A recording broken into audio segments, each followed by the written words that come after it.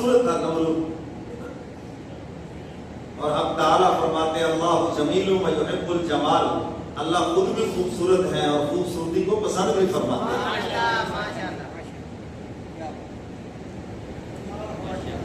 اللہ تعالیٰ خود بھی خوبصورت ہے اور خوبصورتی کو پسند بھی فرماتے ہیں، اس لیے تو حکم ہے خذوا زینتکم عند کل مسجد، کہ جب بھی نماز کے لیے آؤ تو زیب و زینت کے ساتھ آؤ، صاف ستھرے ہو کر آؤ. یہ جو کام کاج والے کپڑے ہیں یہ دکان پہ چھوڑ کے آؤ. اچھا شادی بیاہ پہ جائیں گے بن ٹھن کے جائیں گے، اللہ کے گھر میں آئیں گے وہ پسینے کے بھرے ہوئے، ایک وہ پہن کے آئیں گے اور اوپر سے کولر کے آگے بیٹھیں گے. کیوں جی؟ اپنی طرف سے میرا پسینہ سوکھ جائے چاہے سارے نمازی مسجد کے بعد جائیں، اس کو اس سے کوئی سروکار نہیں. تو مسجد میں آؤ خوشبو لگا کر آؤ، مسجد میں آؤ صاف ستھرے بن کے آؤ، زیب و زینت کر کے آؤ.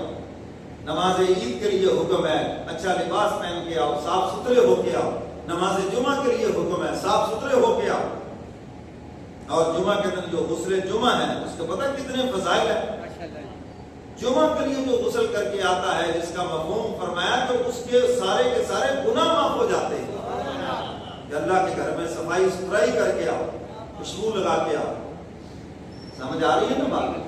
تو اللہ تعالیٰ خود بھی خوبصورت ہے، خوبصورتی کو پسند فرماتے ہیں. نماز کے لیے آؤ صاف ستھرے خوشبو لگا کے آؤ، نمازیوں کو تکلیف نہ دو.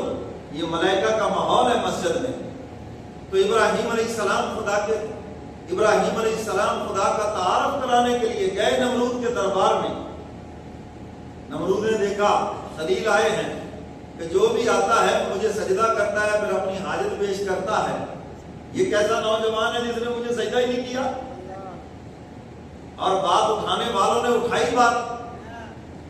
اور یہ ہر دور میں ہوتے ہیں، ہاں ہر دور میں. تو ابراہیم علیہ السلام سے مخاطب ہو کے کہنے لگا خلیل مجھے پتا چلا ہے تو مجھے رب نہیں مانتا. میں ہاں بالکل نہیں مانتا. کون ہے پھر رب؟ میں نے کہا آؤ تمہیں بتاتا ہوں کون ہے رب. کیا ہے تیرے رب کی صفات جس کی تو بات کرتا ہے؟ اللہ تعالیٰ نے اپنے محبوب سے محبوبانہ انداز میں فرمایا محبوب ذرا اس آدمی کا تذکرہ تو کرے نا جس نے ہمارے دوست کے ساتھ ہمارے بارے میں جھگڑا کیا. میں کہتا ہوں میں اس کو جب بھی پڑھتا ہوں ایک عجیب سا لطف آتا ہے کہ اللہ کتنی محبت سے محبوب سے فرما رہے ہیں. ذرا دیکھو نا کہ جس نے میرے دوست کے ساتھ میرے بارے میں جھگڑا کیا. فرمایا الم تر الی الذی حاج ابراہیم فی ربی. سبحان اللہ. اب تعالیٰ فرماتے ہیں محبوب دیکھیں نا آپ اس شخص کو جس نے جھگڑا کیا ابراہیم سے فی ربی، اس کے رب کے بارے میں، اللہ کے بارے میں جس نے جھگڑا کیا. اور یہ جھگڑا کرنے والا کون ہے؟ اللہ فرماتے ہیں آتاہ اللہ الملک، ہم نے اس کو بادشاہت عطا فرمائی تھی. بادشاہت کون دیتا ہے؟ اللہ. سارے بولو بھی کون دیتا ہے؟ چاہے بادشاہ بنا دے، جسے چاہے فقیر بنا دے، گداگر بنا دے، اس سے کوئی پوچھنے والا نہیں. اذ قال ابراہیم ربی الذی یحیی ویمیت.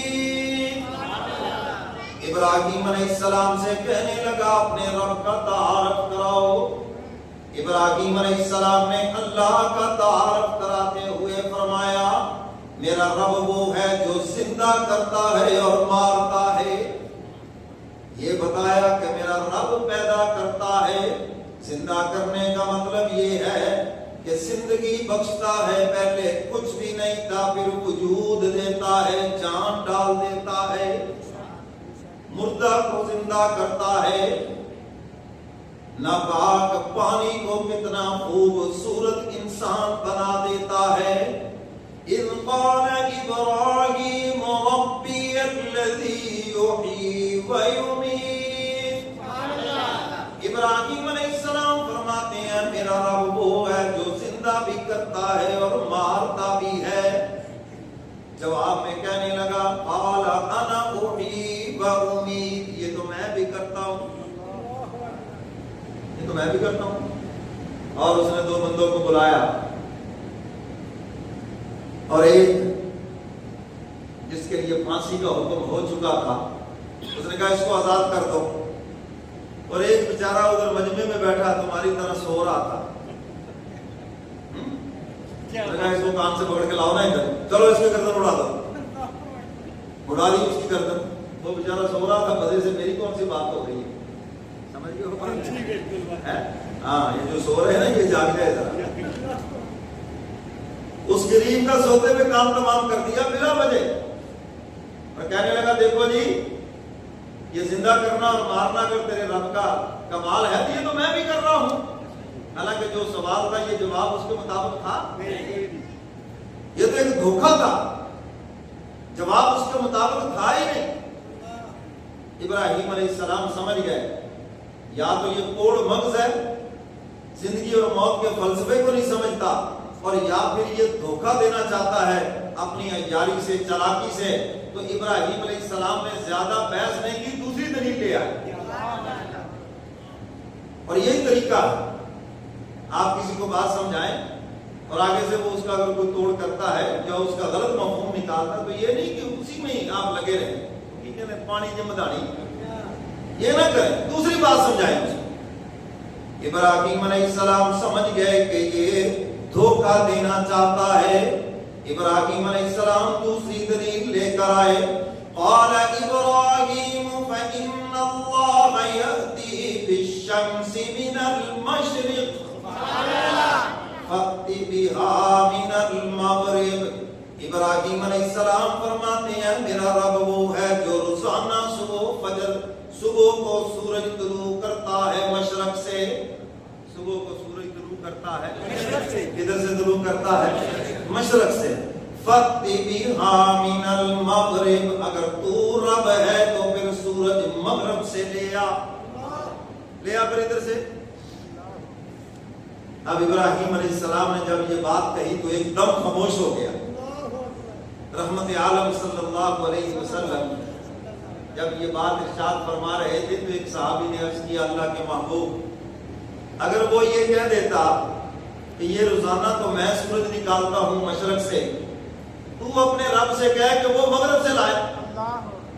حضور علیہ السلام نے ارشاد فرمایا سورج کو حکم ہو چکا تھا، میری طرف دیکھو، فرمایا یہ خلیل کی انگلی جس طرف اٹھے پلٹ کے اسی وقت اس طرف چلے جائے۔